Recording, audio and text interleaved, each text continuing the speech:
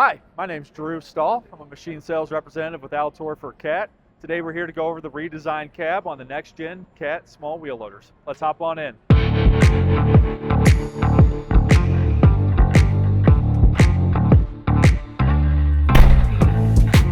With the CAT next gen small wheel loaders, it is going to be a hydrostatic or high stat machine. By pressing this indicator on screen, you are able to go into your powertrain modes. The four options you have are torque converter mode. Torque converter mode is going to feel as more of a traditional machine, and it's going to allow rollout when not on the throttle. Your second option down is going to be high stat mode. High stat mode is going to have heavy engine braking, and it's going to minimize rollout and bring you to a stop. You are not going to either going forward or reverse unless prompted. Third option here is going to be single pedal mode. Now, single pedal mode is new with this next generation class. In single pedal mode, you are able to set your RPMs with a throttle lock, and your right pedal is going to control your ground speed. That's going to be great for your hydromechanical work tools, such as brooms or anything along those lines. And then finally, you're going to have ice mode. Ice mode is just going to be for those poor underfoot conditions. The next thing I want to go over is the performance modes that you can set the machine in. By pressing and holding this indicator on screen, it's going to bring you to a new prompt where you can either have standard performance, power performance, or automatic. Additionally, you can pair this with your throttle lock. Throttle lock is going to be seen on your soft touch buttons, and when in throttle lock, you can set your RPMs to a desired amount. When you turn on your throttle lock and push and hold your button, it's going to bring you to your engine speed. You're able to set that to whatever RPM range you desire. Next, we're going to go over the wheel torque control mode, otherwise known as rim pull control. By pressing and holding this indicator on screen, you are able to set your wheel torque to whatever desired setting you want. You can put this in auto as well. When your wheel torque control is set in auto, the machine is automatically going to set the torque to match the underfoot conditions. You're still able to set that manually if you like. This is going to help maximize push and reduce your slippage, and overall reduce your O&O cost. Finally, on screen here, you're going to see your work tool select mode.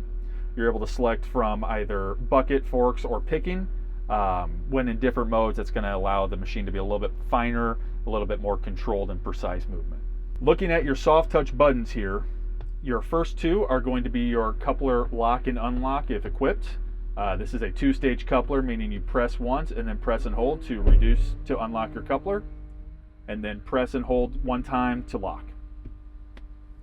Your next buttons down are going to be your throttle lock. Again, we talked about it before. You set your throttle lock and you simply turn it on when the green light is on, or remove it when you do not need it. Your next three buttons here on your left-hand side are going to be kickouts. This machine is equipped with a tilt, a lower, and a lift kickout.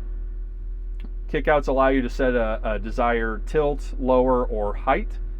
And when in that mode, you're able to pull your joystick past a detent, and it will go back to that same setting as you previously selected. Below that, you're going to have your continuous flow button if your machine is equipped with a hydromechanical attachment such as a broom. Right under there, you're going to have another selection for your work tool select. And finally, the last button on your left-hand side is going to be your reversing fan, if equipped. If your machine is equipped with a reversing fan, you can have it off, automatic, or do a manual purge. Looking at your right-hand side, first button we're going to look at here is going to be your ride control button. Simply press it once. It's going to be an automatic ride control when you are doing heavy roading. Right underneath that, you are going to have another selection for your rim pull control, to where you can set that again as auto or your desired setting. Finally, you're going to have your four speed modes. Speed mode 1 is going to be a creep control, which, as you can see on the screen, is going to allow you to set your desired ground speed. After that, you're going to have your speed range 2, 3, and 4. Looking up on the top display here, you're going to first have your radio, HVAC, and lights. This machine is equipped with the powered mirrors, which you are able to switch with this control up here.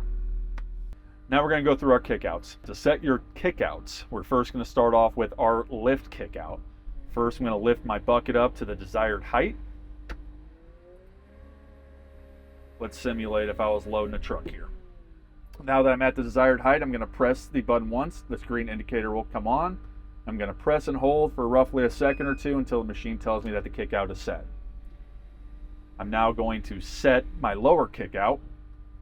Same process, get to your desired height, press once to turn on and press twice to set. Same thing will go with the tilt. Now to get into your kick out, all you'll have to do for your raise is pull your right joystick back past the detent and it'll go back to your set height. Same goes with your lower.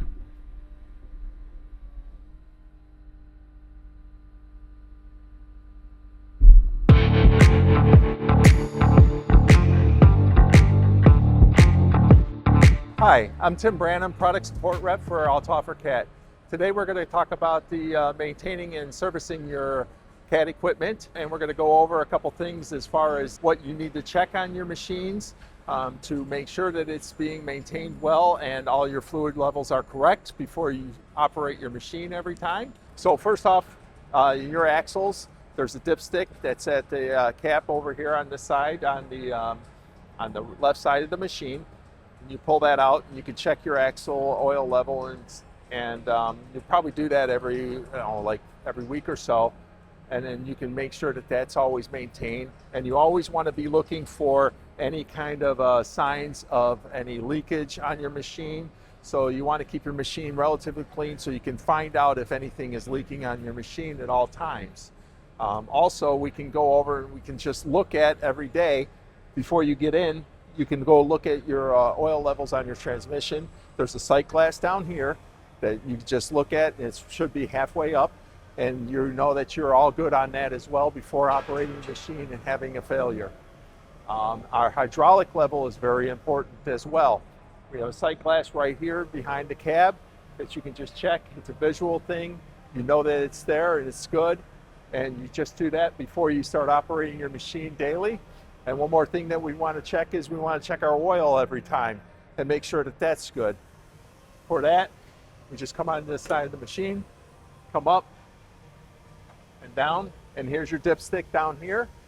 Make sure you pull that out, clean it off, reinsert, then pull it out again and check it, because that will go up the dipstick when you run the machine, so you want to make sure that you have a correct level reading.